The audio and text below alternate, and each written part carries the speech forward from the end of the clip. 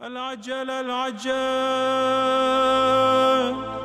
یا مولا یا صاحب الزمان. اللہ کا کرتے ہیں وہ اس لیے کرتے ہیں کہ ہم امام کی طرف توجہ پیدا کریں، ان کی معرفت حاصل کریں اور اس چیز کو جان لیں کہ مولا کیوں غائب ہیں جی، اور مولا جو ہے وہ کیسے ظہور کریں گے اور ان کے ظہور کی راہ کیا ہے.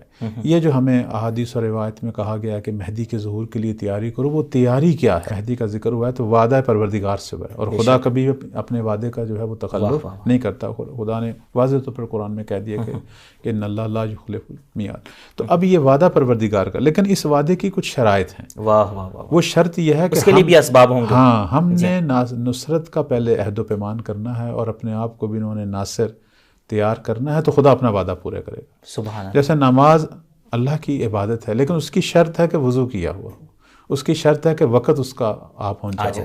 اسی طرح امام مہدی کا ظہور خدا کا وعدہ ہے اور یہ ساری برکات ملیں گی، لیکن اس کی شرط یہ ہے کہ ہم نے اس ظہور کے لیے، مولا کی نصرت کے لیے تیاری کی ہو.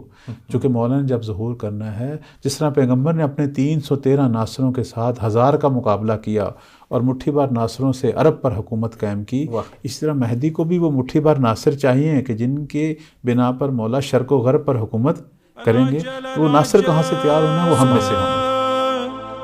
یا مولا یا صاحب الزمان.